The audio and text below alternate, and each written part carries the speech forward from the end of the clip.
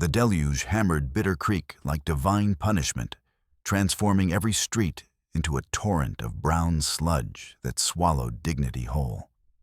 Outside Murphy's saloon, where amber lights spilled through rain-streaked windows and raucous laughter cut through the howling gale, a woman knelt in the mire with her child pressed against her chest. Isela Vega's heart hammered against her ribs like a caged bird desperate for freedom. The cold water had soaked through her torn leather vest and fringed skirt, chilling her to the bone, but the ice in her veins came from something far worse than weather. The cardboard sign in her trembling hands, "For sale," scrawled in black ink that ran like tears, felt heavier than iron shackles around her soul. Every breath burned her lungs, every heartbeat sent fresh waves of panic through her system. How had it come to this? How had she fallen so far that she was kneeling in filth, advertising herself and her daughter like livestock? 7-year-old Maribel pressed against her chest barefoot and shivering in a cotton dress that clung to her small frame like a burial shroud. The child's lips were blue with cold, her dark eyes wide with confusion and terror that no child should ever have to endure. Isela could feel her daughter's rapid heartbeat against her own, could sense the questions Maribel was too frightened to ask. Why were they here? Why were the men laughing? Why did Mama look so scared? Every fiber of Isela's being screamed to run, to fight, to do anything but kneel in this degrading tableau. Her muscles tensed with a desperate urge to flee, but where could they go? They had no money, no friends, no hope left in this godforsaken world.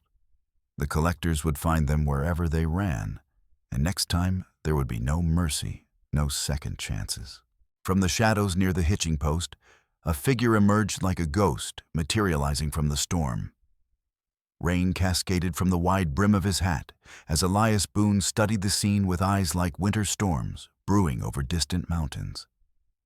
His weathered duster hung open despite the downpour, revealing the ivory grip of a Colt peacemaker that had seen more blood than most men witnessed in nightmares. 34 years of hard living had carved deep lines around those gray eyes, and the slight favoring of his left leg spoke of old wounds that ached in weather like this. Something about the woman's posture, the way she held her daughter protectively, while forcing herself to display that humiliating sign, made his jaw clench until his teeth ached. He'd witnessed too much suffering in his years, but this felt personal in a way he couldn't name. Maybe it was the child's quiet terror or the mother's desperate courage. Maybe it was the memory of his own family buried in unmarked graves while he'd been off playing soldier for a cause that died screaming at Appomattox. Inside the saloon, men were placing wagers. Not on cards or dice, but on how long the Mexican woman would last before she broke completely.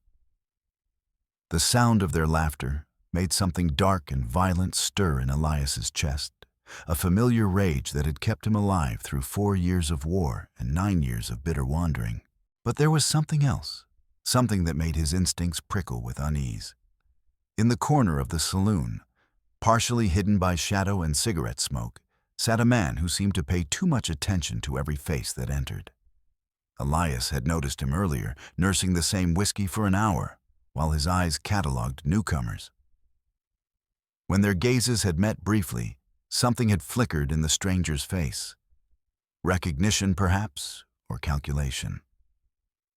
The man had whispered something to a companion before slipping out into the storm just minutes before all hell had broken loose. Elias pushed the observation aside for now, but filed it away in the part of his mind that had kept him alive through Antietam and Gettysburg. Right now, watching this mother and child suffer in the deluge, he felt the familiar weight of choice settling on his shoulders like a lead blanket. Walk away and stay hidden, or step into the light and face whatever hell came next. The choice made itself when Maribel looked up and met his eyes through the cascading water. In that moment, he saw his own son Thomas dead these 9 years from fever, and knew there was no walking away. Not from this. Not ever again. 3 months earlier, Isela had been dancing in the cantina of San Marcos, her movements like flame across the wooden floor, while men whistled appreciation and tossed silver coins at her feet.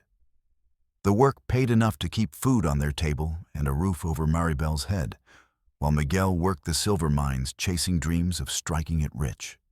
He'd send most of his wages home while borrowing against future earnings, convinced that one good claim would set his family free forever. That dream died with him when the Esperanza mine collapsed on a Tuesday morning in March, the earth swallowing 27 miners in a roar of falling stone and shattered hopes.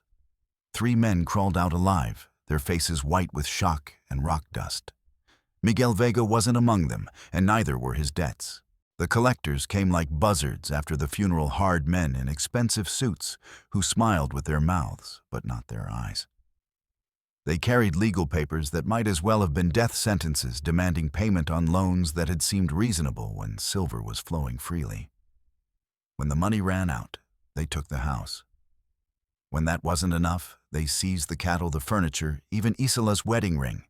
You got 30 days to settle the remainder.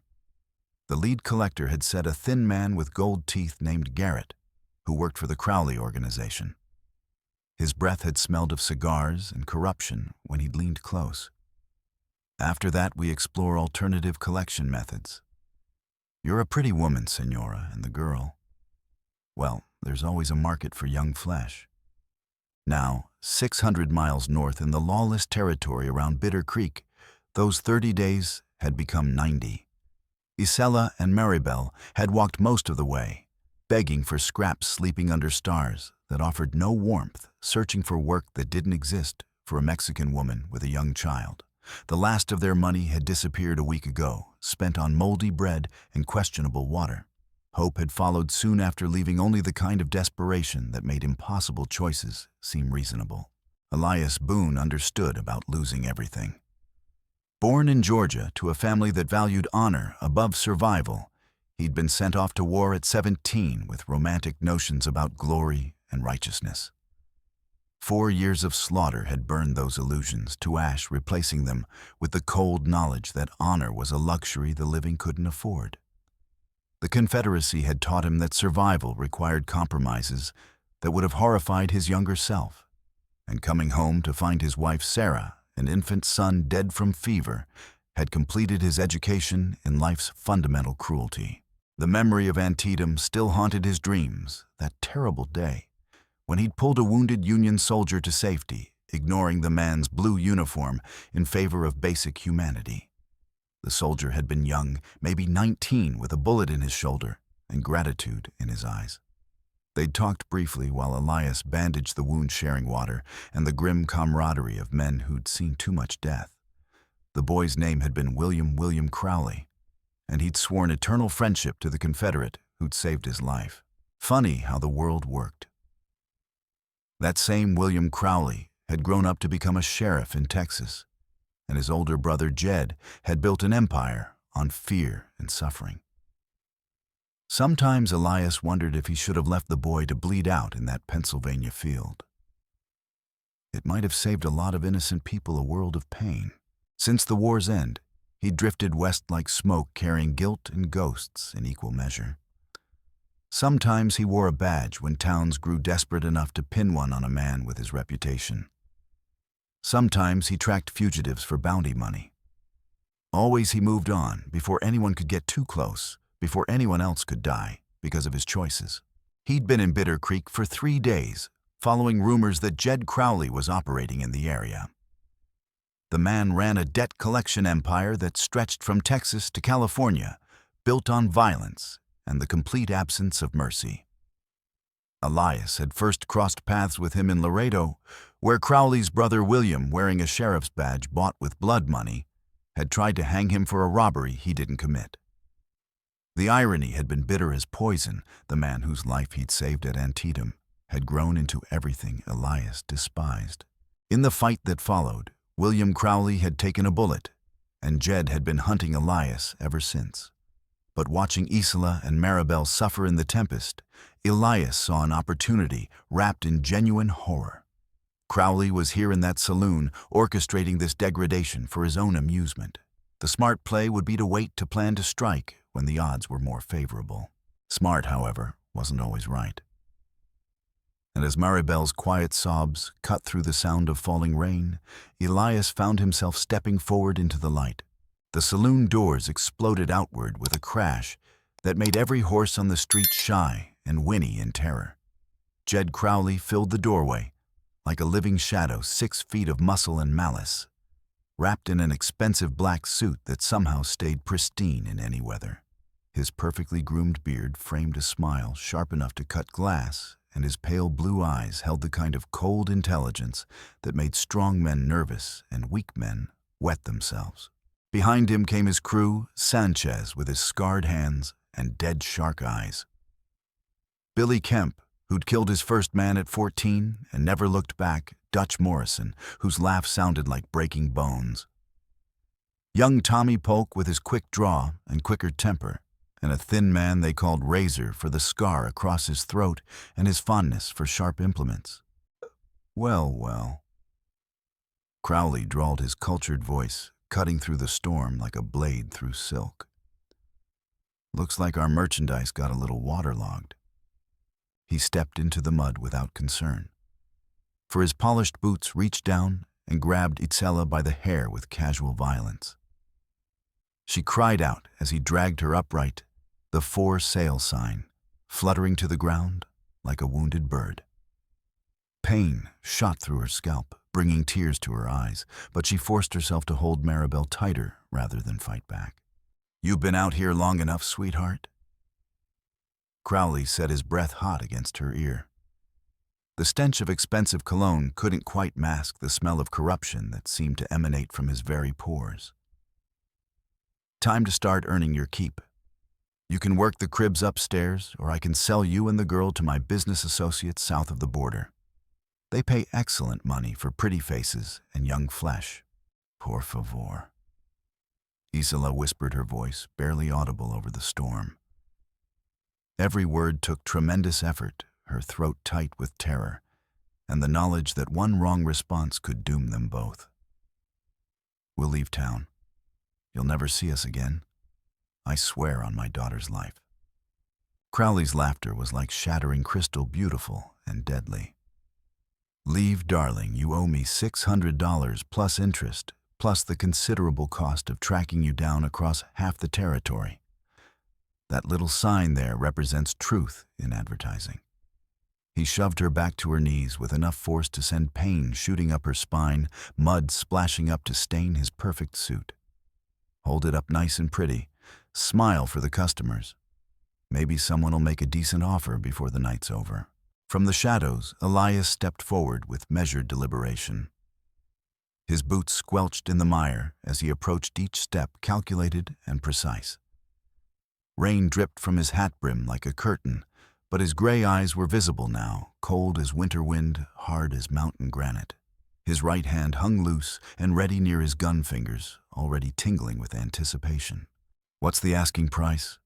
he said quietly, his voice carrying despite the storm's fury. Crowley turned, and when recognition dawned across his features, his smile widened like a wound-bleeding satisfaction. "Well, I'll be absolutely damned. Elias Boone. Finally decided to turn yourself in for killing my dear departed brother. Just a man looking to make a purchase. The woman and child." Crowley chuckled, gesturing at Isela and Maribel like they were prize livestock at auction. $600. Hard currency, only no credit or promissory notes. Elias reached into his duster and produced a small leather pouch, its contents jingling softly like wind chimes in the rain.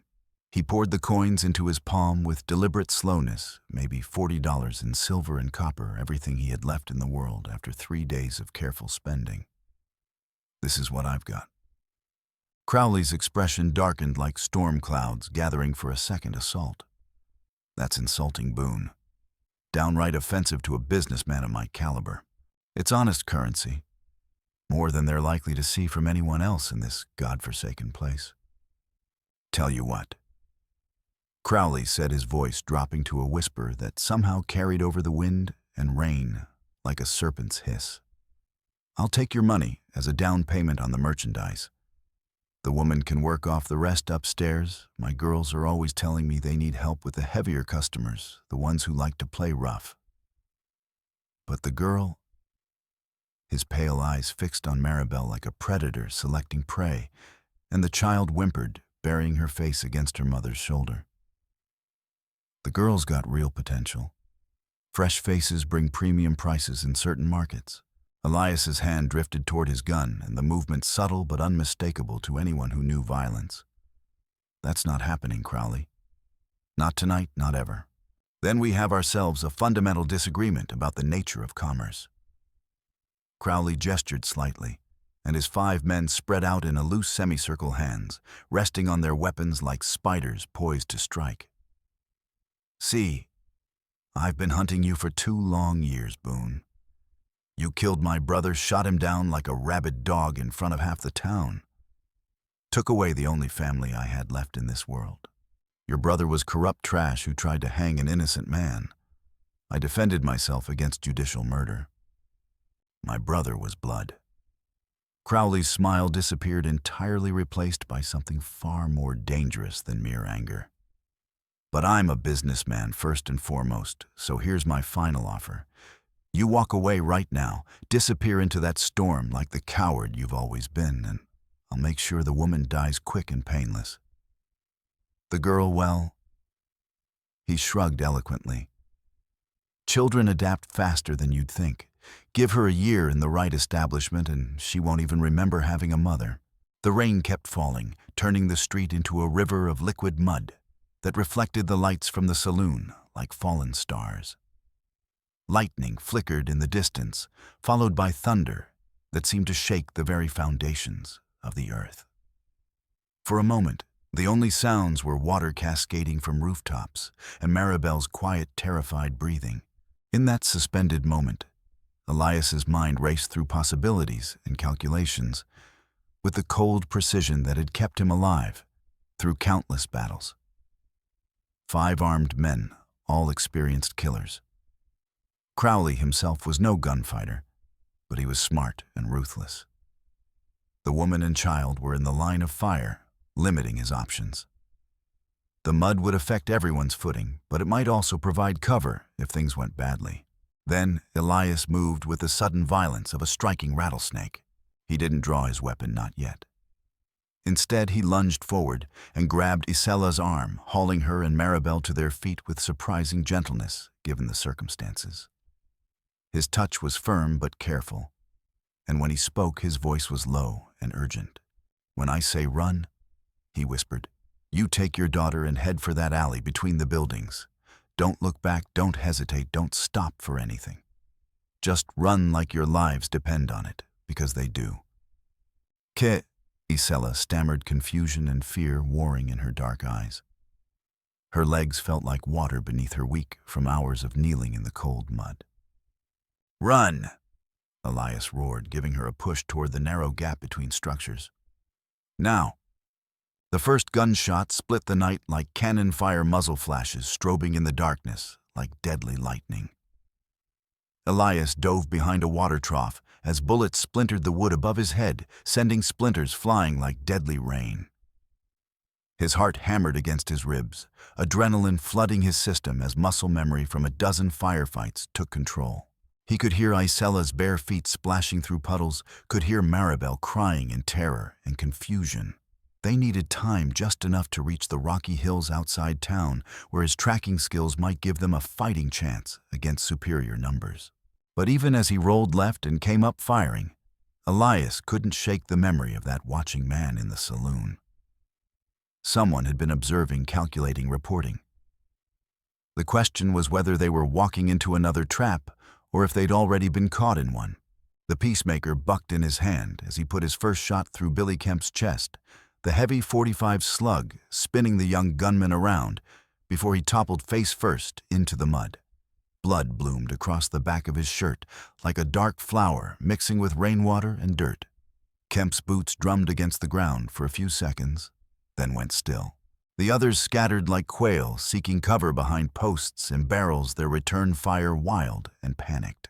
But these were professional killers, and Elias knew they'd recover quickly from their initial shock. Dutch Morrison tried to circle around the saloon's corner, but Elias was already moving using his knowledge of the street layout to stay one step ahead. A bullet burned across Morrison's shoulder, sending him stumbling back with a curse that cut through the storm like a blade. "You can't run forever, Boone," Crowley shouted from the safety of the saloon's doorframe. "I've got all night and half the territory on my payroll." Elias reloaded with practiced efficiency, his fingers moving by memory and years of hard experience. 6 shots left in the cylinder, plus maybe a dozen spare cartridges on his gun belt. 4 men still breathing, not counting Crowley himself. The mathematics of survival weren't encouraging, especially with 2 innocents to protect. A rifle bullet whined off the metal rim of the water trough, close enough to spray his face with wood splinters and rusty water. The shot had come from an elevated position, someone on the saloon's 2nd floor using the height advantage to get a better angle. Elias needed to move, but Isela and Maribel were still only halfway to the alley. If he broke cover now, Crowley's men would cut them all down before they reached any kind of safety. Thunder rolled overhead like distant artillery, and in that moment of natural chaos, Elias heard something else. Horses stamping and nickering in fear. The storm was spooking every animal on the street, making them pull at their reins and dance nervously. If he could create enough confusion, he grabbed a handful of mud and stones, then hurled it toward the hitching posts, where a dozen horses were tied. The animals shied and whinnied, several breaking free to bolt down the street with their hooves throwing up great gouts of muck and their eyes white with terror. In the resulting pandemonium, Elias broke from cover and sprinted after Isela and Maribel. Bullets followed him like angry hornets, one burning through his duster sleeve to leave a line of fire across his arm. Another embedding itself in the wooden wall beside his head, with a solid thunk that spoke of how close death had come calling. His boots slipped in the treacherous mud, but he managed to keep his footing through sheer determination and the kind of luck that couldn't be counted on to last. He reached the alley just as Isela stumbled, her strength finally giving out after months of poor food and constant fear. She went to her knees in the muck, gasping for breath, her body trembling with exhaustion and terror. "I can't," she gasped, setting Maribel down with shaking hands. "I can't carry her anymore. My legs, they won't work." Elias scooped the little girl up without breaking stride, surprised by how light she felt in his arms, too light, speaking of hunger and deprivation no child should endure. "Yes, you can. Both of you. We keep moving or we die here in this alley like rats in a trap." Behind them, Crowley's voice carried over the storm with the authority of a man accustomed to being obeyed. "Sanchez poke. Cut them off at the north end. Dutch, you and Razor circle around behind them. I want them alive if possible, but dead will do just fine." They reached the edge of town as real lightning split the sky, illuminating the rocky badlands that stretched toward the horizon, like God's own maze of stone and shadow. It was dangerous country, flash floods, rattlesnakes, and 1,000 ways to die if you didn't know what you were doing, but it was also their only chance at survival against overwhelming odds. "Where are we going?" Isela called over the thunder, her voice tight with exhaustion and growing panic.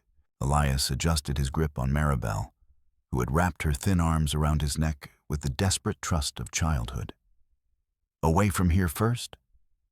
Then we figure out how to stay alive long enough to matter." But even as he led them into the wilderness, Elias couldn't shake the feeling that someone had been watching him long before tonight. That man in the saloon there had been something familiar about his face, something that tickled the edges of memory. A face from the war, perhaps, or from one of the countless towns he'd passed through in his years of wandering. The question was whether they were walking into freedom or into another trap entirely.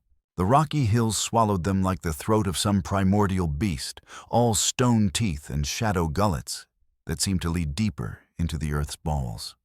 Elias led them through narrow canyons, where the walls rose so high that only a thin strip of stormy sky was visible overhead, across stone ledges made treacherous by rain that turned every surface into a skating rink of potential death. The pursuit came on like a pack of wolves, relentless and organized. Behind them, the sounds grew steadily closer, shouts in Spanish and English, the clatter of shod hooves on stone, the occasional crack of a rifle, when someone thought they glimpsed movement in the darkness. But there was something else, something that made Elias's battle-trained instincts prickle with unease. The hunt was too coordinated, too efficient. Someone was directing the search with knowledge of the terrain that should have been impossible. As they pressed deeper into the Badlands, the landscape changed. The rocky canyons gave way to pine forests, where ancient trees stood like cathedral pillars in the storm, their branches offering some protection from the rain, but also concealing potential ambushes. Then came rushing streams, swollen by the deluge, their waters running fast and deep enough to sweep away an unwary traveler. At one such creek, Elias paused to let them rest and drink. The water was ice-cold and clean, washing the taste of fear from their mouths. But as he knelt beside the stream, his shoulder throbbed where a bullet had grazed it earlier during their escape. Blood seeped through his shirt, dark stains that would leave a trail any tracker could follow. "They're getting closer." Isela whispered, her voice barely audible over the rushing water. She held Maribel close, the little girl's face pale with exhaustion. "I know," Elias replied grimly. "But we keep moving. It's our only chance." They crossed the creek on slippery stones, the current tugging at their feet with hungry fingers. On the far side, the ground rose steeply toward a ridgeline, dark against the storm clouds. Somewhere behind them, a wolf howled, or maybe it was one of Crowley's men signaling the others. Maribel stumbled on the steep climb, her small legs giving out. Elias swept her up again, feeling how her slight frame shook with cold and fear. "Not much farther," he told her softly, though he wasn't sure if that was true. At the ridge crest, they could see lights moving in the valley below, torches and lanterns spreading out in a search pattern that spoke of military precision. Too many lights. Too organized. Someone was coordinating this hunt with knowledge that went beyond simple tracking. Or there. Elias pointed toward a narrow gap between two towering stone pillars that looked like the gateway to another world. "We can rest there for a few minutes." The gap led to a small cave, barely large enough for the three of them, but mercifully dry and hidden from casual observation. Ancient water action had carved smooth walls that reflected their voices in strange whispers. And somewhere in the depths came the sound of dripping that spoke of underground springs. Elias set Maribel down gently, then immediately began checking his weapons with the methodical precision of a man who'd learned that preparation meant the difference between living and dying. 6 shots in the Colt, 14 spare cartridges in his belt. The rifle he'd taken from one of Crowley's men had maybe 8 rounds left. Not nearly enough if the entire gang found them. "Why are you helping us?" Isela asked quietly, pulling Maribel close for warmth while studying Elias with dark eyes that held too much knowledge of the world's casual cruelty. Elias looked up from loading his rifle, his weathered face all sharp angles and shadows in the dim light filtering through the cave entrance. Rain still drummed on stone, outside a constant reminder of their exposed situation. "You remind me of someone I used to know," he said carefully. "Your wife." "None of my failures." The words came out harsher than he'd intended, carrying the weight of old guilt and older regrets that no amount of wandering could wash away. Before Isela could ask what he meant, the sound of voices echoed from outside the cave. Close. Much too close for comfort. Elias felt his blood turn cold as ice water flowed through his veins. "Fan out," someone called Sanchez from the accent. They can't have gone far on foot. Not with the woman and child slowing them down like anchors. Elias pressed his finger to his lips, then gestured for Isela and Maribel to move deeper into the cave. The space narrowed toward the back, barely wide enough for a grown man to squeeze through sideways. If they were discovered here, it would become a tomb with only one entrance and no escape route. But if they stayed near the mouth, they'd be sitting ducks for anyone with a rifle and decent aim. Mira. Another voice said much closer now. Tommy Polk by the sound of it. Blood on the rocks here. Fresh blood still wet. Elias cursed silently. His shoulder wound must have left a trail visible even in the storm. He raised his rifle, sighting carefully on the cave entrance, while his heart hammered against his ribs like a trip hammer. If they were discovered, he'd try to take as many as possible with him. Maybe in the chaos and confusion, Isela and Maribel could slip away through the narrow back passage and find another way out of these hills. The footsteps paused directly outside their hiding place, so close that Elias could hear the man's labored breathing and the creak of wet leather.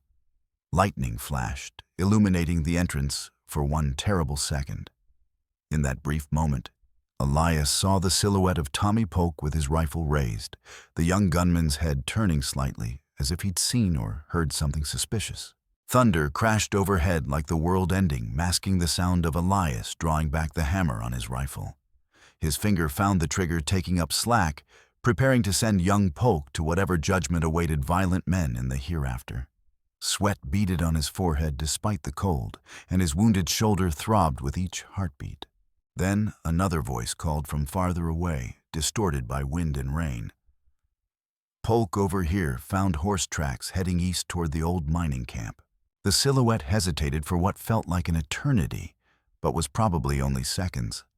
Elias could practically feel the young killer's indecision, could sense him weighing the value of investigating the cave against following a more promising lead. "You sure about those tracks?" Polk called back. Fresh as morning dew.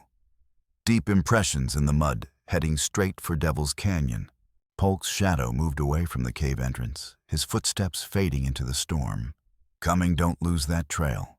Elias held his breath until the voices disappeared entirely into the night, only then allowing himself to lower the rifle and turn back to Isela and Maribel.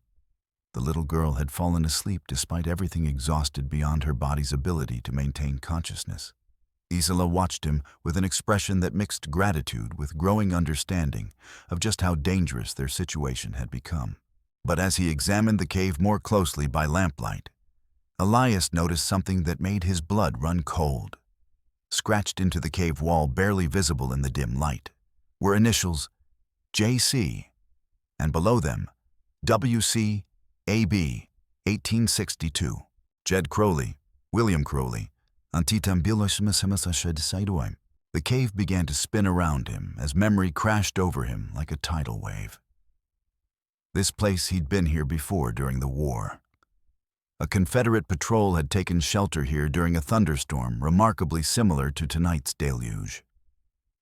He'd carved those initials himself, marking the spot where he'd shared rations and stories with a wounded Union prisoner, a young man named William, who'd sworn eternal friendship to the Confederate who'd saved his life. But if this was the same cave, then Crowley knew about it too. Had probably known they'd come here, had probably been counting on it. The whole chase, the convenient escape route, the false trail that had drawn off the searchers, it was all part of an elaborate trap. "We need to move," Elias said urgently, already gathering their few possessions. "Right now." "But you said—" The shot came from the cave's narrow back entrance, the muzzle flash, strobing in the confined space like lightning trapped underground. The bullet took Elias high in the left shoulder, spinning him around and slamming him against the stone wall with bone-jarring force. His rifle clattered to the ground as warm blood began soaking through his shirt, the pain like a white-hot branding iron pressed against his flesh. "Well, well," a familiar voice said from the shadows. "Look what crawled into our little rat trap." Razor stepped into view, his gaunt frame silhouetted against the stormlight, filtering through cracks in the stone. The kid couldn't be more than 19, but his eyes held the kind of empty coldness that usually took decades of violence to develop. His thin lips were curved in a smile that revealed teeth filed to points, an affectation that had earned him his nickname and served to terrify victims before he killed them. Crowley's gonna be real pleased to see you, Boone. Real pleased indeed. He's been planning this little reunion for a long time.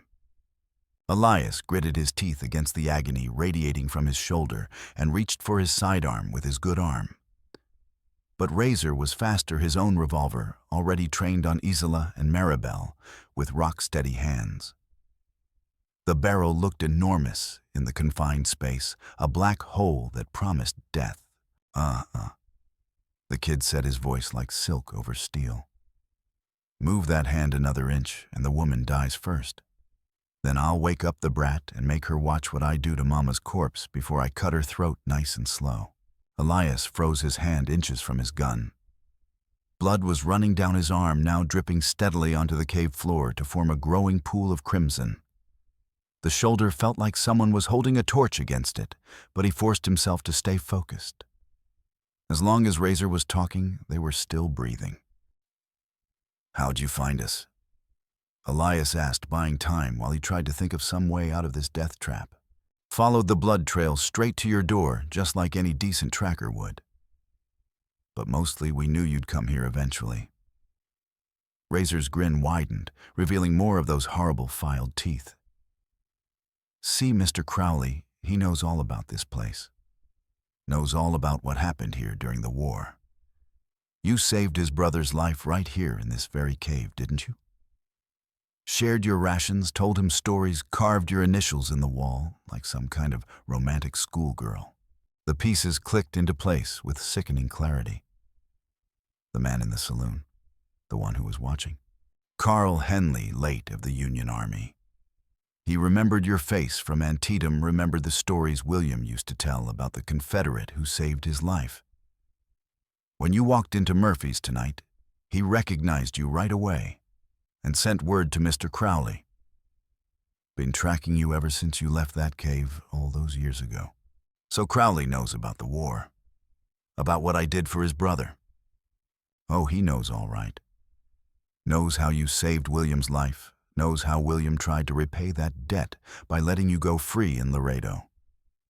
And he knows how you repaid that kindness by putting a bullet in his brother's brain.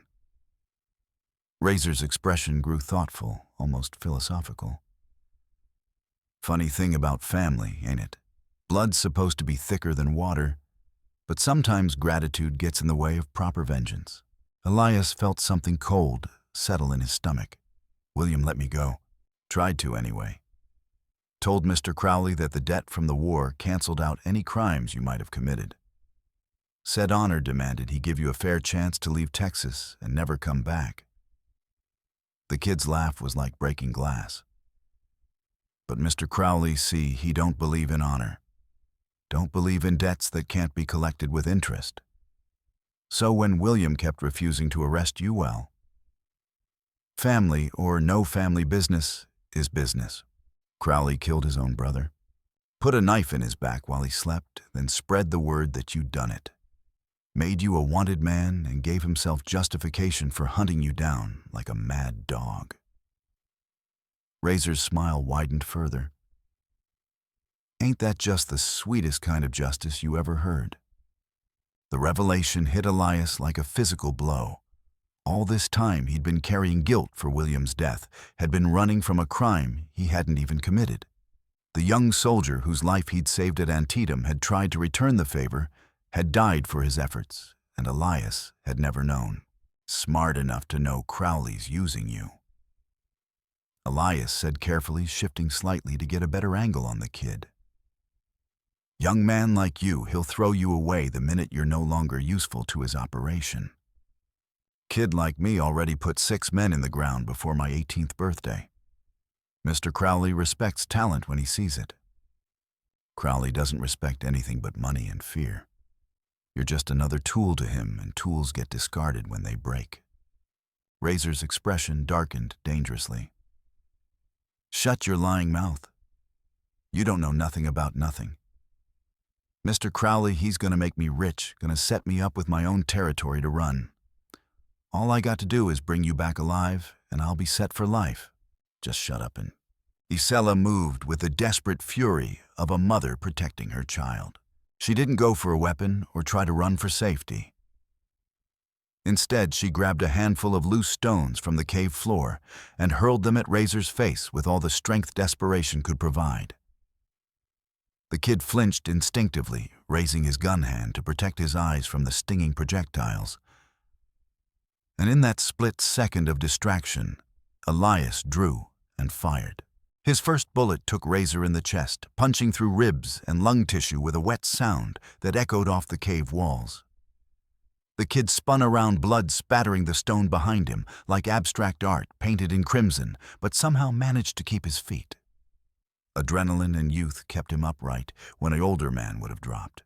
He tried to bring his gun back up for a killing shot, his finger tightening on the trigger, but Elias's second bullet caught him in the throat, tearing through flesh and cartilage to sever his spine.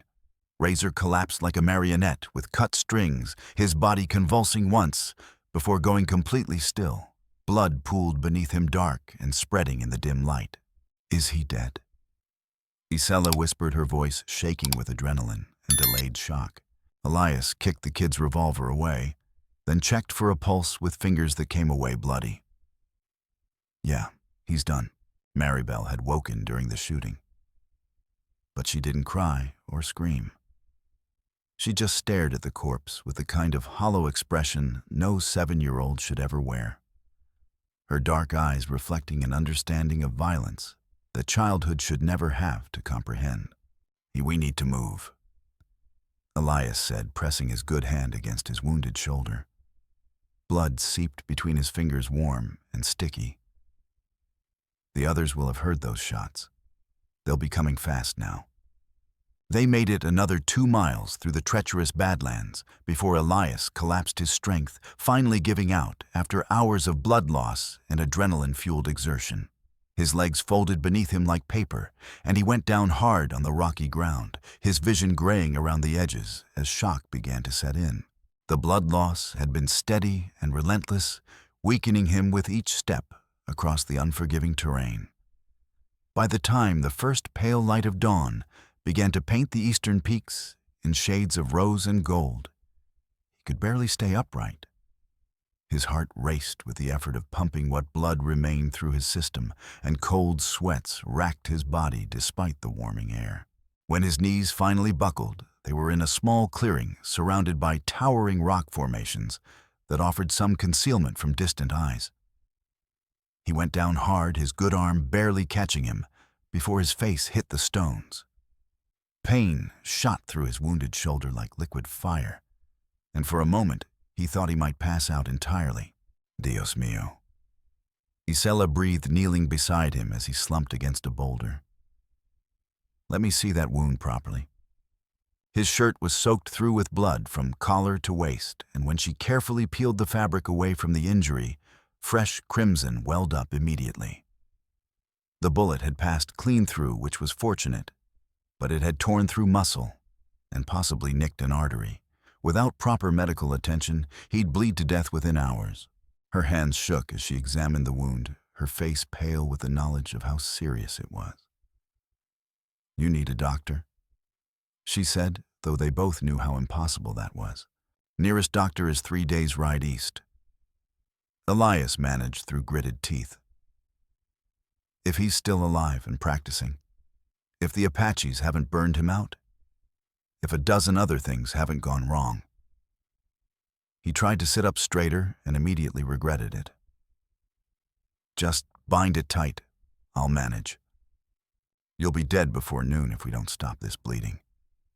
While Isela tore strips from her skirt to use as bandages, Maribel explored the clearing with the resilient curiosity that seemed to be every child's birthright. She found a small spring bubbling up from between the rocks, clear mountain water that would help clean the wound and ease their thirst. She also found something else, something that changed everything in an instant. Mr. Elias, she said quietly, tugging on his good arm with small fingers. There's papers in your bag. They fell out when you fell down. Elias's blood turned to ice water in his veins. What papers, sweetheart? Maribel held up a folded wanted poster that had tumbled from his saddlebags when he'd collapsed. The ink was smeared from days of rain and rough handling, but the words were still clearly visible. Wanted for murder, Elias Boone. 500 reward. Dead or alive. Isela snatched the poster from her daughter's hands, her eyes scanning the text with growing horror and understanding. When she looked up at Elias, her expression had changed completely. The trust and gratitude were gone, replaced by fear, anger, and the terrible knowledge that she'd been deceived. "You're wanted for murder," she said flatly, her voice carrying the weight of absolute judgment. "It's not what you think. Let me explain. A sheriff in Laredo, shot down in the street." She crumpled the poster in her fist, the paper crackling like dry bones. "You used us. You used my daughter as bait to draw Crowley out of hiding, didn't you? That's not how it happened, isn't it?" The shout came out much louder than she'd intended, echoing off the rocks around them like an accusation thrown back by the gods themselves. She lowered her voice, but the fury remained burning in her dark eyes like hellfire.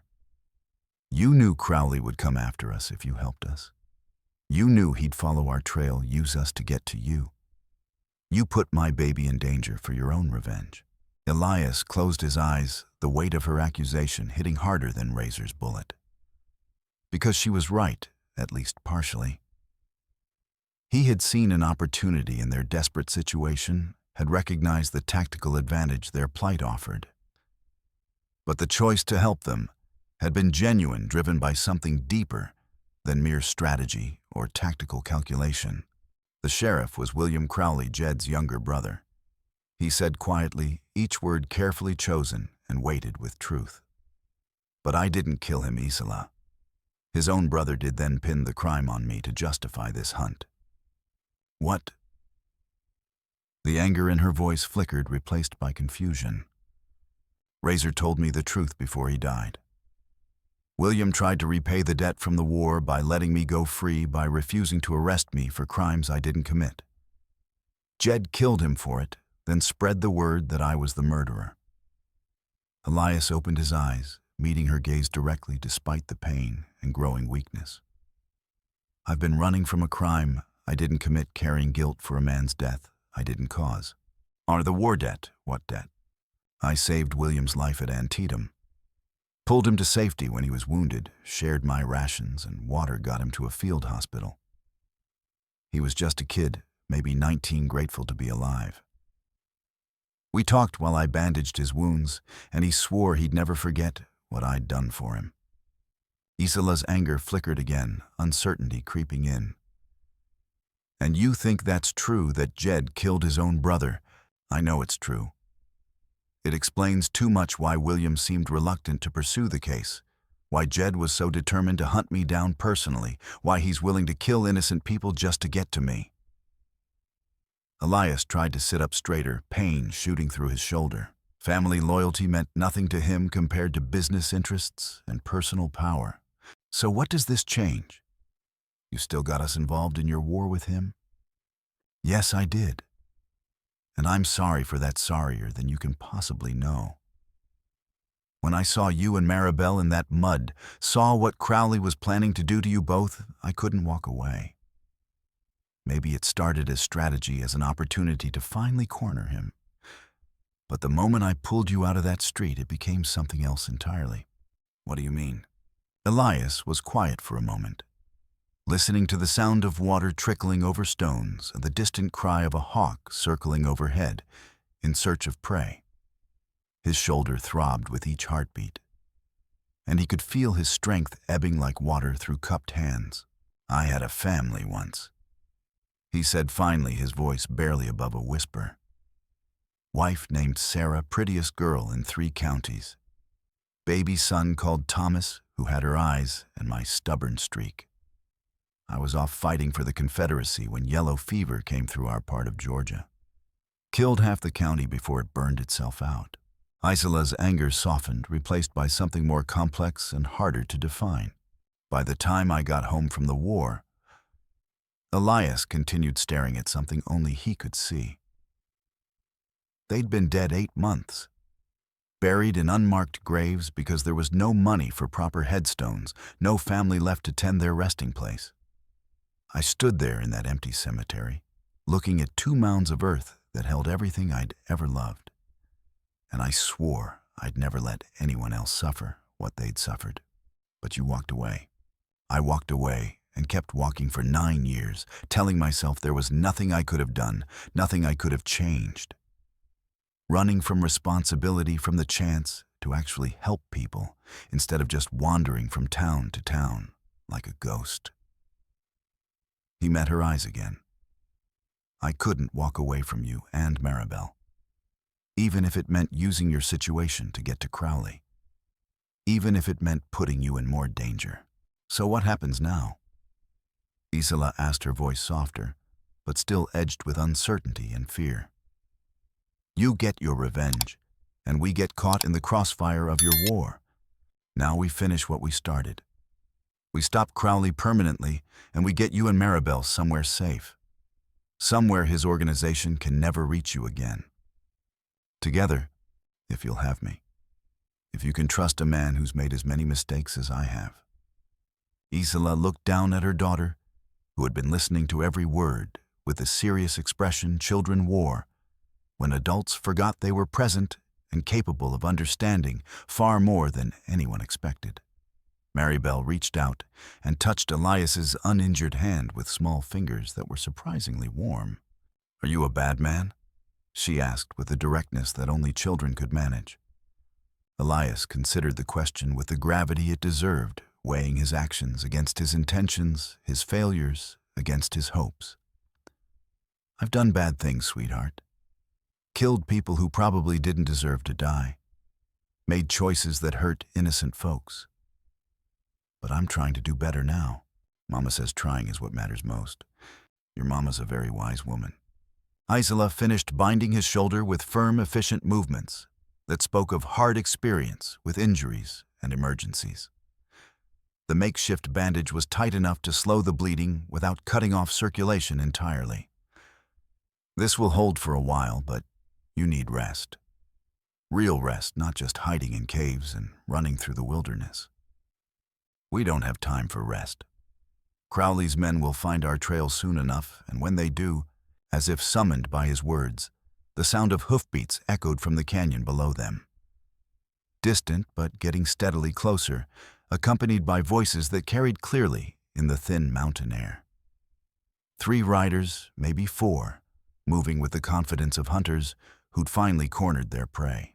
But there was something else, something that made Isela's blood turn to ice water in her veins, a child's voice, high and terrified, calling out across the wilderness like a lost soul crying for salvation. "Mama," the voice cried, echoing off the canyon walls with heartbreaking clarity. "Mama, help me. Please help me." Maribel, Isela breathed, then spun around to where her daughter had been playing by the spring just moments before. The spot was empty. Completely, impossibly empty. "No, no, no." Isela whispered, her voice cracking with disbelief and rising panic. Then she raised her voice to a desperate shout that echoed off the surrounding rocks. "Maribel, Maribel, where are you?" From below came Jed Crowley's cultured laughter, rich and mocking, and full of cruel satisfaction that cut through the morning air like a blade. "Good morning, folks. Lovely day for a family reunion, wouldn't you say?" Elias helped Isela scramble to a vantage point where they could see down into the canyon without exposing themselves to rifle fire. 4 riders sat their horses in a rough line with Crowley in the center, looking like some dark prince of the underworld. Sanchez and Polk flanked him, their weapons ready, while Dutch Morrison held the reins of a 5th horse. And there, sitting side saddle in front of Crowley with his arm wrapped around her waist like a steel band, was Maribel. The little girl's face was streaked with tears, but she wasn't struggling or fighting. Smart child, she understood instinctively that resistance would only make her situation worse. While Isela demanded, her voice cracking with anguish and disbelief. How did they get her? She was right here. Elias was studying the terrain with a tracker's eye, looking for signs of passage, trying to understand how they'd been outmaneuvered so completely. Must have come up from the back side while we were talking. Grabbed her when she wandered away from the spring to explore. I should have been watching her. I should have. This isn't your fault, Isela. This is war, and in war, the enemy uses every advantage they can find. She's 7 years old, and she's alive. That's what matters right now. Crowley needs her alive to get what he wants from us. From below, Crowley's voice carried clearly on the morning air. I believe I have something that belongs to you. Something quite precious and irreplaceable. Fortunately, you have something that belongs to me. Namely, your worthless hide, and whatever's left of your miserable life. What do you want, Crowley? Elias called back, though he already knew the answer. You know exactly what I want, Boone. You come down here with your hands, where I can see them nice and slow, and maybe the little girl lives to see her 8th birthday. And if I refuse, then I sell her to my business associates south of the border. There's quite a market for young pretty girls in certain establishments. She'll make someone a fine servant, assuming she survives the breaking-in period. Isela made a sound like a wounded animal, raw and primal and full of maternal fury. Without thinking, she started to stand up, ready to charge down the canyon wall regardless of the consequences. Elias grabbed her arm with his good hand, his grip gentle but unyielding. I don't, he said quietly. That's exactly what he wants both of us emotional and making stupid decisions. He has my daughter. I know. And we're going to get her back. But not by getting ourselves killed in a futile gesture. Well, how you can barely stand. I don't know the first thing about gunfighting, and he has 4 armed men. Elias was quiet for a moment, his mind working through possibilities and probabilities with the methodical precision of a man who'd survived dozens of impossible situations. Most of the scenarios ended with all 3 of them dead. But there was one chance, slim as a spider's thread, if they were smart and lucky and willing to take risks that no sane person would consider. Can you ride a horse? He asked suddenly. What? A horse? Can you stay in the saddle and control the animal? Yes, a little. Miguel taught me the basics before we were married. But what does that have to do with? There's a water hole about 3 miles east of here. Natural fortress, good defensive positions, only 2 ways in or out. If we can get there ahead of them set up properly, we might have a fighting chance. But they have Maribel, and they need her alive to draw us out. Crowley won't hurt her as long as he thinks we're coming for her. But if we surrender now, throw ourselves on his mercy, we're all dead anyway. He'll kill us slow and painful just to make a point. Isela stared down at her daughter, so small and helpless, in the arms of a monster who dealt in human suffering like other men, traded in cattle or grain. Every maternal instinct screamed at her to rush down there to offer herself in exchange for Maribel's freedom to do anything that might save her baby's life.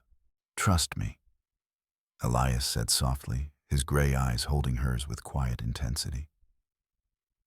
I know what it's like to lose a child, to live with that guilt every day for the rest of your life. I won't let it happen again. Not to you, not to her.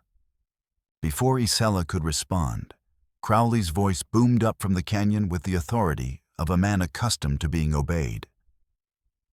You have exactly 10 minutes to make your decision. After that, we start riding south, and you'll never see the little girl again. We need horses, Elias said, already moving toward the back of the clearing where a narrow trail led down the far side of the canyon. And we need to move fast. Where are we going to get horses? From them.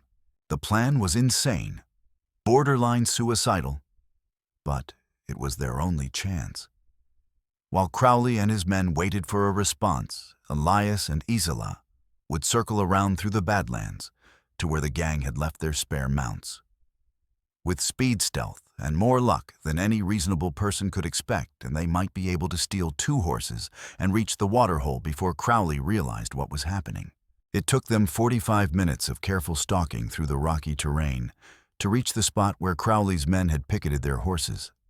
The animals stood hobbled in a natural corral formed by boulders guarded by a single man who looked half asleep in his saddle.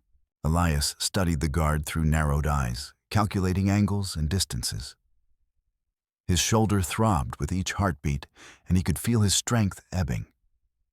But the horses were their only chance of staying ahead of the pursuit. "Wait here," he whispered to Isela. "When you hear the shot, cut 2 horses loose and get ready to ride hard." "What about the guard?"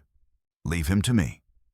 Elias worked his way around the natural corral, using every trick the war had taught him about silent movement and concealment.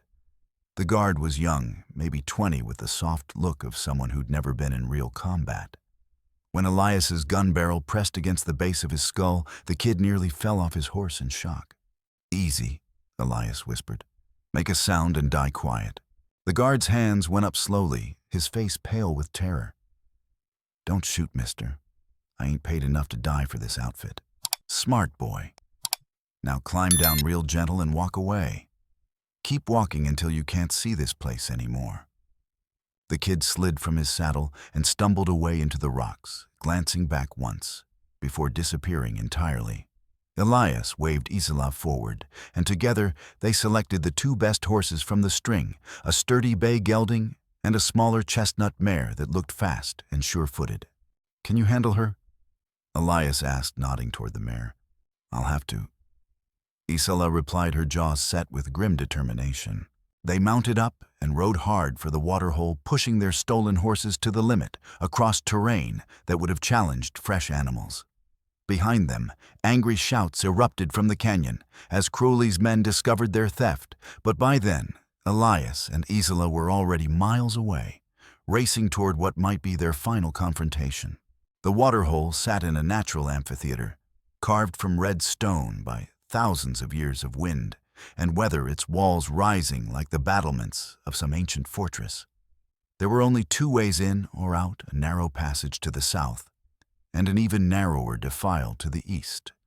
It was the kind of place that could serve as either salvation or tomb, depending entirely on who controlled the high ground and how desperate they were willing to get.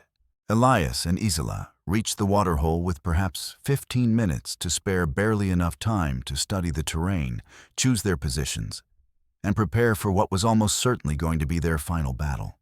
The storm had passed during the night, leaving the air clean and sharp. But the ground was still slick with moisture that made every step treacherous. Elias's shoulder had opened up again during the hard ride, blood seeping through the makeshift bandage to stain his shirt. His hands shook slightly from blood loss and adrenaline, but his mind was clear-focused by the proximity of violence and the knowledge that everything depended on the next few minutes. "Remember what I told you," he said, checking his weapons one last time. "When the shooting starts, you keep your head down and stay behind cover. When I give the signal, and only when I give the signal, you run for that cave behind the spring. Don't look back, don't hesitate, just go." "What about Maribel?" Isela asked, gripping the rifle they'd taken from Razor's corpse with white-knuckled determination. "I'll get her out, I promise you that. And if you can't, then you save yourself and live to fight another day. Someone has to survive this to tell the world what Jed Crowley really is." Isela nodded, but her hands were trembling as she checked the rifle's action for the 10th time. She'd never shot anyone in her life, had barely held a firearm before today. But maternal fury was proving to be a powerful teacher, and desperation had a way of making experts out of amateurs. The sound of hoofbeats announced Crowley's arrival with the inevitability of approaching thunder. 4 riders approached the waterhole cautiously, with the gang leader in the center, and Maribel still clasped firmly in his arms. The little girl looked even smaller than before, against his bulk, her dark eyes wide with fear, but not yet broken. Not yet. "Boone." Crowley called out, his voice echoing off the canyon walls. "I know you're in there, time to finish this dance we've been doing." Elias stood up from behind his carefully chosen cover hands, visible but not raised in surrender. "I'm here, Crowley. Let the girl go and we'll settle this between men." "Oh, I intend to settle it, don't you worry. Soon as you drop those weapons and walk out here where I can get a proper look at you." "Can't do that, and you know it. Then I guess we have ourselves what you might call a Mexican standoff." Crowley's smile was visible even at 50 yards, cold and predatory.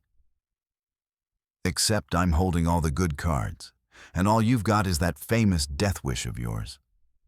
"Actually," Elias said, reaching slowly into his coat, "I've got something you might find interesting." He pulled out a small leather journal, holding it up where Crowley could see it clearly. Even from across the waterhole, he could see the gang leader's expression change dramatically. "That's my brother's personal notebook." Crowley said, his voice suddenly tight with something that might have been alarm. "Where the hell did you acquire that?" "Took it off his body after I put him down. Makes for fascinating reading, I have to say. All those names, all those bribes, all those innocent people you boys have murdered for profit over the years." Elias waved the book like a battle flag. "I'm thinking the territorial governor would find it extremely educational. Maybe the federal marshals too. You're bluffing, Boone. You're a wanted man yourself. Nobody's going to listen to anything you have to say." "Maybe, maybe not. Want to take that chance with your entire organization." For a moment, nobody moved. The only sounds were the gentle splash of the spring and the nervous shifting of horses whose riders were preparing for violence. Elias used the time to study Crowley's face, looking for any sign of the hesitation or doubt that might give them an edge. And there, just for an instant, he saw it. A flicker of something in Crowley's pale eyes, a momentary uncertainty that spoke of internal conflict. The debt from Antietam perhaps finally making itself felt after all these years. Then Crowley laughed, a sound like breaking glass that carried clearly in the still air. "You know what, Boone, I don't give a damn about that book or what's in it. My operation's too big to fail now, too many important people making too much money to let some ancient history bring it down." His smile widened, showing teeth like yellowed ivory. "So here's what's going to happen. I'm going to kill you slow and painful right in front of the woman and child. Then I'm going to take them both south and sell them to people who appreciate young flesh and pretty faces. The book can burn with your corpse." But even as he spoke, Elias could see the doubt still flickering in his eyes. The memory of his brother's gratitude, perhaps, or the knowledge that he was about to kill the man who'd saved William's life. For just a moment, Crowley seemed to waver, as if weighing profit against honor. Then greed won out, as Elias had known it would. "Kill them all," Crowley said almost casually. Everything exploded into chaos at once. Sanchez and Polk spurred their horses forward with wild rebel yells, rifles blazing as they charged across the open ground. Elias dove for the cover of a fallen log as bullets whined overhead, splinters exploding around him like deadly rain.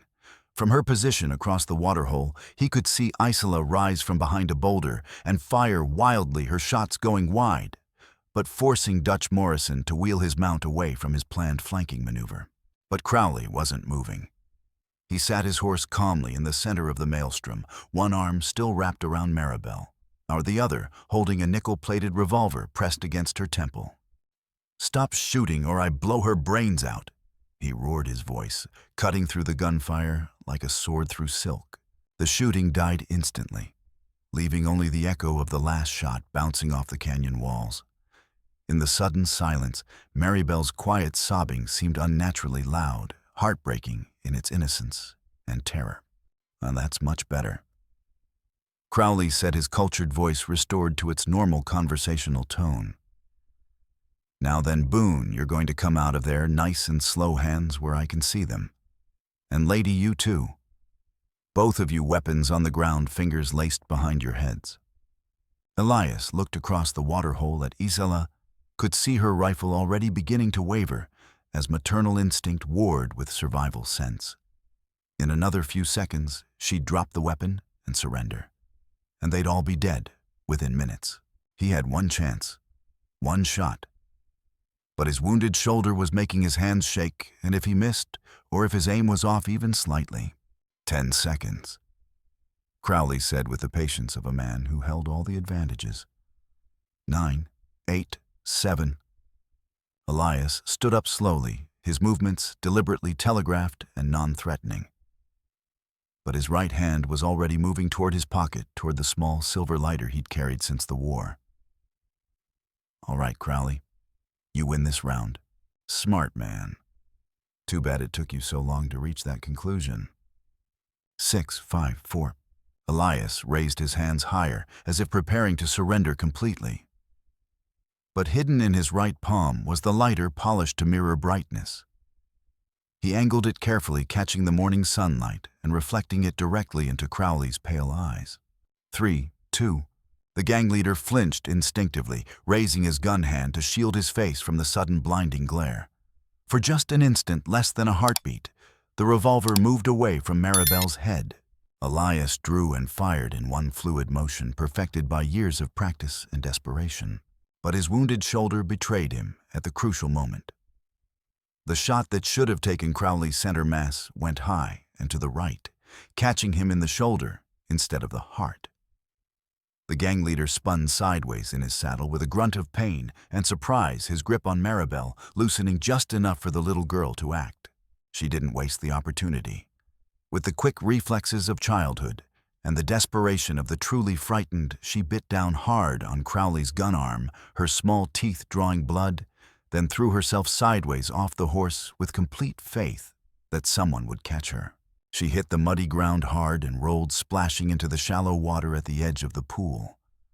Hurt, maybe, but alive and moving and away from immediate danger. At the same moment, Isela had broken from cover and was hurling stones with deadly accuracy, not at the gunmen, but at their horses' legs. The animals reared and plunged, throwing off their riders' aim and creating the chaos Elias needed. "Kill them!" Crowley screamed, clutching his wounded shoulder as blood seeped between his fingers. "Kill them all now." The remaining gunmen opened fire with renewed fury, their bullets striking sparks off the rocks around Elias's position. But he was already moving, using his intimate knowledge of terrain and tactics to stay one step ahead of their aim. A slug burned across his ribs, tearing through his shirt and leaving a line of fire across his skin. Another shattered stone inches from his head, filling the air with stinging fragments. Across the waterhole, Isela had reached Maribel and was pulling her toward the safety of the cave behind the spring. But Sanchez was closing fast, his rifle trained on them both. Elias put a bullet through the man's center mass before he could fire the heavy slug, punching through ribs and vital organs to drop him from his horse like a stone. That left Polk and Morrison, plus the wounded Crowley himself. 3 against 1, with Elias already injured and running dangerously low on ammunition. The mathematics of survival were getting worse with each passing second, but sometimes mathematics lied. Tommy Polk charged his horse directly at Elias's position, firing as he came with the wild enthusiasm of youth and too much confidence. The veteran ranger rolled left, came up behind another fallen log, and put 2 quick shots into the young man's chest. Polk's horse kept coming, but its rider was already sliding from the saddle, his lifeless body crashing into the rocks with bone-breaking force. Morrison had circled around to the east, trying to get behind them, his rifle trained on Isela and Maribel as they reached the mouth of the cave. "Drop it, Boone," the outlaw shouted, his finger already taking up slack on the trigger. "Drop it now, or they both die." Elias had 1 shot left in his cylinder, and Morrison was too far away for reliable accuracy with a handgun, especially with his wounded shoulder affecting his aim. The outlaw's finger was tightening on his trigger, and there was nowhere for Isela and Maribel to run. Then Isela moved with the desperate fury of a cornered mother. She'd managed to grab Sanchez's fallen rifle during her dash to reach Maribel. And though her hands were shaking with adrenaline and fear, she was close enough to Morrison that marksmanship mattered less than determination. The heavy .44-40 slug caught the outlaw in the stomach, doubling him over in his saddle as he fought to stay mounted. He tried to straighten up, tried to bring his own weapon to bear for a killing shot. But Isela was already working the lever action, chambering another round with the smooth efficiency of someone fighting for her child's life. Her second shot took him in the chest, punching through ribs and lung to find his heart. Morrison pitched backward off his horse dead before he hit the ground. That left only Jed Crowley. The gang leader had managed to stay mounted despite his wounded shoulder, but blood loss was making him pale and shaky. His expensive suit was soaked with crimson, and his usual air of cultured menace had been replaced by the desperate fury of a cornered animal. But as Elias reloaded and prepared for the final confrontation, he saw something unexpected in Crowley's eyes. Not just rage, but genuine internal conflict. The man was remembering, perhaps for the first time in years, what it meant to owe someone a debt of honor. This isn't over, Boone," Crowley shouted, but his voice lacked its usual conviction. "You hear me? This isn't anywhere close to finished."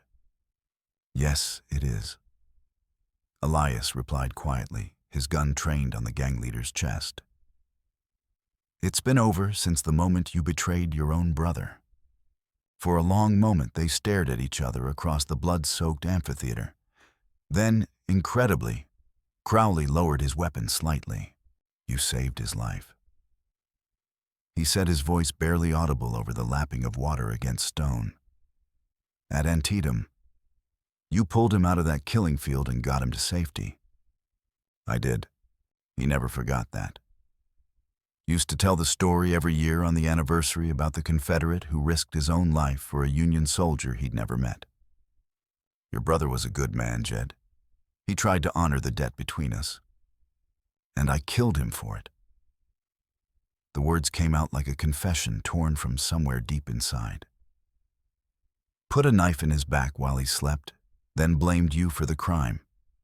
All for money, all for power. It doesn't have to end this way. You can ride out of here, start over somewhere new." For a moment, Elias thought Crowley might actually accept the offer. The gang leader's face showed a genuine struggle between the man he'd been and the monster he'd become. But then greed reasserted itself, cold and implacable as winter ice. "No," Crowley said, raising his gun again. "I've come too far to turn back now. Too many people would see it as weakness." He spurred his horse forward, trying to escape while he still could, but Elias was already moving. The ranger ran through the shallow water with his gun still in his hand, using the last of his strength to close the distance. As Crowley's horse thundered past, Elias dove upward, his good arm wrapping around the gang leader's waist to drag him from the saddle. They hit the ground together in an explosion of mud and water and violence, rolling through the muck as each man tried to get his hands around the other's throat. Crowley was bigger and stronger, but Elias had desperation on his side and the kind of experience that came from surviving a dozen such encounters. Crowley's hand found a knife, a wicked 8-inch blade with a bone handle that had tasted blood before. He slashed at Elias's face, missing by inches, then drew back for a killing thrust that would have opened the ranger's throat to the spine. But Isela was there suddenly, the heavy rifle stock descending like the hammer of God to crush against Crowley's skull with a wet crack that echoed off the canyon walls. The knife spun away into the muddy water, and the gang leader collapsed face first into the mire, his body twitching once before going completely still. For a long moment, nobody moved. The only sounds were their own labored breathing and the gentle splash of the spring. Then Maribel's voice, small and frightened, but alive. "Mama, is it finally over?" Isela dropped the rifle and pulled her daughter close. Both of them crying now, with relief and exhaustion, and the kind of emotional release that came after surviving the impossible. "It's over, baby. It's all over now." Elias rolled onto his back in the bloody mud, staring up at the slice of blue sky visible between the canyon walls. Every part of his body hurt, his shoulder was on fire, and he could feel his strength ebbing with each heartbeat. But they were alive. Against all odds, against all logic and reason, they had survived. The question now was what came next for three people who had stared into the abyss and somehow found their way back to the light. Dawn came slowly to the waterhole, painting the canyon walls in shades of rose and gold that seemed almost impossibly beautiful after the violence of the night before. The storm clouds had finally broken apart, revealing a sky so blue and clear It looked like something from a child's drawing of how the world should be. Elias woke to the sound of birds singing and the gentle murmur of voices nearby. Every muscle in his body felt like it had been beaten with hammers, but he was alive, and that was more than he'd expected when the shooting started. Isela sat by the spring with Maribel in her lap, both of them clean for the first time in weeks. They'd washed in the clear water, braided their hair with strips of cloth, torn from one of the dead men's shirts, and somehow managed to look almost normal despite everything they'd been through. "How long was I out?" Elias asked, sitting up carefully and immediately regretting it, as his wounded shoulder reminded him of its presence. "Most of the night." Isela replied, her voice soft, with exhaustion and relief. "You lost a lot of blood." I was starting to think. She didn't finish the sentence, but he could see the fear that had been in her eyes. "Takes more than a couple of bullets to kill an old buzzard like me." He looked around the waterhole, taking inventory of their situation. "We need to decide what to do about them." 4 bodies lay scattered around the natural amphitheater, already beginning to attract flies in the warming air. It wasn't pleasant, but it was the reality of their situation. "We can't just leave them here to rot," Isela said, though her tone suggested she wouldn't be entirely opposed to doing exactly that. "No, we can't. Questions get asked when bodies turn up, and we don't want to be here when the asking starts." They spent the morning digging graves in the soft earth near the spring, using tools taken from the dead men's saddlebags. It was hard work, especially with Elias's wounded shoulder, but it needed doing. They buried each man with whatever personal effects he carried: watches, coins, photographs of distant families who would never know what had become of their sons and brothers. Crowley they buried separately away from the others. Elias had found the gang leader's personal journal in his saddlebags, filled with names and dates and detailed records of every crime the organization had committed over the past 5 years. It would have been valuable evidence in the right hands, but it was also dangerous proof that Elias had killed a sheriff, regardless of how corrupt that lawman had been. "What happens now?" Isela asked as they finished filling the last grave. Elias wiped sweat from his forehead, considering their options carefully. "Now we disappear. Take the horses and supplies, head somewhere the Crowley name doesn't carry any weight. Start over with new names and clean histories." Together, the word hung in the air between them, heavy with possibility and uncertainty. They'd been through hell together, had saved each other's lives more than once, had formed the kind of bond that only came from shared danger and mutual trust. But surviving a crisis together didn't necessarily mean they were meant to build a life together, if you want. Elias said carefully, not wanting to pressure her, but hoping she'd say yes. "I know a place up north. Small valley in Colorado territory, good water, decent grazing land.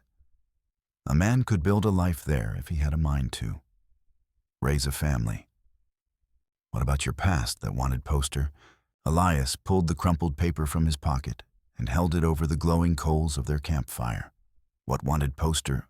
The paper caught fire, immediately curling and blackening until nothing remained but ash that scattered on the morning breeze. Somewhere in an office in Austin or Santa Fe, there might be other copies. But out here in the wilderness, Elias Boone was just another drifter looking for a second chance at happiness. "The horses and gear are worth maybe $400, he said, looking at the string of animals they'd inherited from their enemies. "More than enough to buy supplies and a little land, make a fresh start for all of us. And Maribel, she'd have a father figure, someone to teach her to ride and shoot and stand up for herself when the world tries to push her around." Elias smiled slightly, the expression transforming his weathered features. Might be nice having a family again, having something worth protecting. Isela was quiet for a long time, watching her daughter play with one of the gentler horses, talking to the animal in the mixture of Spanish and English that had become their private language. Finally, she spoke. "Miguel used to say that life gives you what you need, not necessarily what you want. I wanted a quiet life, a safe life, a predictable life. What I needed was someone willing to fight for us when fighting was the only option left. Is that a yes? That's a yes, Elias Boone. For better or worse, we're a family now. They left the waterhole that afternoon, riding north toward a future none of them could have imagined just a week earlier. Behind them, the graves slowly disappeared under wind-blown sand and new grass, as if Jed Crowley and his gang had never existed at all. But ahead of them, the horizon stretched wide and limitless, full of promise and possibility, and the kind of hope that came from surviving the impossible. The valley was everything Elias had promised, and more, a hidden gem nestled between two ranges of pine-covered mountains, offering good water, rich soil, and enough isolation to keep unwanted visitors away. They'd been there 8 months now, long enough to build a solid cabin and plant a garden, long enough for Maribel to lose her haunted look and start laughing like a normal child again. Elias had proven surprisingly good at domestic life. He could cook better than Isela had expected, could mend clothes, and tell bedtime stories with equal skill, could make furniture and toys, and all the 100 small things that turned a house into a home. More importantly, he'd shown Maribel what it meant to have a father, someone who would always come home, always keep his promises, always put his family's safety above his own. They'd married in a simple ceremony performed by a traveling preacher with Maribel as their only witness and a circle of wildflowers for a wedding ring. No music, no white dress, no elaborate celebration, just two damaged people promising to take care of each other for whatever time they had left. It was a quiet life, peaceful in a way that none of them had thought possible after everything they'd been through. The kind of life Elias had thought lost to him forever, and the kind Isela had given up hoping for after Miguel's death. The rider appeared on a Tuesday morning in early autumn, when the aspens were turning gold, and the air carried the first hint of winter. Elias was chopping firewood behind the cabin when he heard hoofbeats on the trail that led up from the main road. His hand went instinctively to the gun at his hip. Old habits died hard, but the rider raised both hands in a clear gesture of peace. Elias Boone. The man called out his voice, carrying the authority of someone accustomed to being obeyed. Depends on who's asking and why. The rider was young, maybe 25, with the soft look of someone who'd spent more time in courtrooms than saddles. He dismounted carefully, handling his horse like someone still learning the basics, and approached with a folded document in his hand. My name is James Patterson, sir. I'm a deputy territorial marshal out of Santa Fe. I have some news that I believe will interest you greatly. Elias set down his axe, every muscle suddenly tense, with the possibility of danger. If this is about old warrants or unfinished business, actually, Mr. Boone, it's quite the opposite. Patterson smiled, and there was genuine warmth in the expression. 3 weeks ago, we arrested a man named Timothy Crowley in connection with a bank robbery in Albuquerque. During questioning, he confessed to a number of serious crimes, including the murder of Sheriff William Crowley in Laredo approximately 2 years ago. Elias blinked in surprise. Timothy Crowley, Jed Crowley's cousin, as it turns out. Apparently, there was considerable bad blood between the two branches of the family over control of their various business enterprises. Timothy murdered the sheriff specifically to frame his cousin for the crime, then sat back and watched while Jed hunted you across half the territory. Patterson unfolded the document in his hands with obvious satisfaction. This is an official pardon signed by the territorial governor himself. You're a free man, Mr. Boone, completely and officially cleared of all charges. The paper felt strange in Elias's hands, lighter than he'd expected, considering how much it meant to him and his new family. For 2 years, he'd carried the weight of that accusation, the knowledge that he was wanted for a crime he'd committed in legitimate self-defense. Now, with a few strokes of an official pen, that burden was gone forever. There's something else. Patterson continued his tone, suggesting this was the real reason for his visit. The territorial government is actively recruiting experienced men to serve as federal marshals. The pay is quite good, The work is honest and important, and a man with your reputation and skills could do considerable good in the position. My reputation? Word gets around in our business, Mr. Boone, about what you did to Jed Crowley's organization, about the families you saved from their predations, the communities you freed from their reign of terror. There are a lot of people between here and the Mexican border who sleep easier at night knowing those men are dead and buried. Elias looked back toward the cabin where Isela was hanging laundry on a line strung between two trees, while Maribel helped by standing on a wooden crate to reach the rope. It was such a peaceful domestic scene, normal and comfortable, and everything he'd ever wanted after years of violence and loneliness. "I appreciate the offer, Marshal," he said finally. "But I've got responsibilities here that I can't just walk away from." "I understand completely, and I respect that. But think about it, sir. The job comes with a house in Santa Fe, excellent schools for your daughter's steady income, and the opportunity to make a real difference in people's lives. The territory needs men like you men who understand justice and aren't afraid to fight for it. I'll think about it." Patterson mounted his horse and tipped his hat respectfully. "Take your time, Mr. Boone, but don't take too long. The frontier is changing, becoming more civilized, but it still needs men willing to stand between the innocent and those who would prey upon them." After the marshal rode away, Elias stood in the yard, holding the pardon and thinking about choices, the ones he'd made, the ones still ahead of him, the weight of responsibility that came with being good at something the world needed done. "Who was that?" Isela asked, approaching with Maribel at her side, both of them curious about their unexpected visitor. Elias handed her the official document, watched her eyes widen as she read it carefully. "I'm officially not a wanted man anymore. Free and clear. Dios mío, that's wonderful." She threw her arms around him, and Maribel hugged his legs with the enthusiasm of a child who understood that this was good news, even if she didn't quite grasp all the implications. "Does this mean we don't have to hide anymore?" Maribel asked, looking up at him with dark eyes that held far too much wisdom for her age. "Means we can go anywhere we want, do anything we choose. The whole world is open to us now." "What do you want to do?" Isela asked, though her tone suggested she already suspected the answer. Elias looked down at his wife and daughter, at the life they'd built together in this hidden valley, where the past couldn't reach them. Then he looked toward the trail that led back to civilization, back to a world full of people who needed help and justice, and someone willing to fight for what was right. "I want to finish what we started," he said quietly. "Crowley's gang is dead, but there are others like them out there.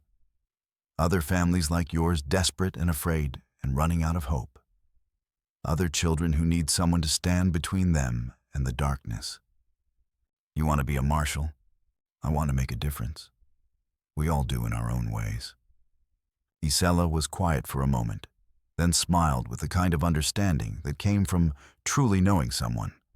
"Santa Fe has good schools, you said, the best in the territory, and a house large enough for a family, with room to grow if we're blessed that way. Then it sounds like we have an important decision to make together." That evening, as they sat on the porch watching the sun set over the mountains in a blaze of gold and crimson, Maribel fell asleep between them. She was 8 now, taller and stronger than the frightened child they'd rescued from that muddy street in Bitter Creek. Her nightmares had faded, completely replaced by dreams of horses and adventures, and the secure knowledge that she was loved and protected. "Do you ever think about that night?" Isela asked softly, her voice barely audible over the evening sounds of the wilderness around them. "About what might have happened if you'd chosen differently, if you'd walked away every single day. Do you regret any of it? The violence, the danger, the choice to get involved in our problems?" Elias considered the question with the gravity it deserved, thinking about the pain and fear and moments when death had seemed not just possible, but inevitable. He thought about the choice he'd made to step out of the shadows and into their lives, the consequences that had followed the blood that had been spilled. "No," he said finally, his voice carrying the certainty of absolute truth. "I don't regret any of it. Not one damn thing." 2 weeks later, they packed their belongings onto a wagon and left the valley behind them, heading toward Santa Fe. And a new life built on the foundation of justice and service to others. Behind them, the autumn wind whispered through the empty cabin, carrying away the last traces of their presence like memories on the breeze. But ahead of them lay the future bright with possibility, and the kind of hope that came from knowing they'd found each other in the darkness and chosen to build something better together. In Santa Fe, Marshal Elias Boone became known throughout the territory as a fair but relentless lawman, equally comfortable tracking outlaws through the desert or testifying in federal court. His wife, Isela, opened a school for the children of immigrants and refugees, teaching them to read and write in both Spanish and English, while showing them that education was the path to a better life. Their daughter, Maribel, grew up strong and fearless, eventually becoming the first woman admitted to the Territorial University's law program, and later serving as a federal prosecutor. They lived long, productive lives, surrounded by friends and colleagues who respected their work and admired their character. And though they never spoke publicly about the events that had brought them together, they never forgot the lessons learned in that muddy street outside Murphy's saloon, that sometimes the difference between hope and despair, between justice and chaos, was a single person willing to step forward and make the right choice. The only choice that mattered. The choice to stand and fight when standing and fighting was what the situation demanded, regardless of the personal cost or the odds against success. And in the end, that choice had made all the difference in the world.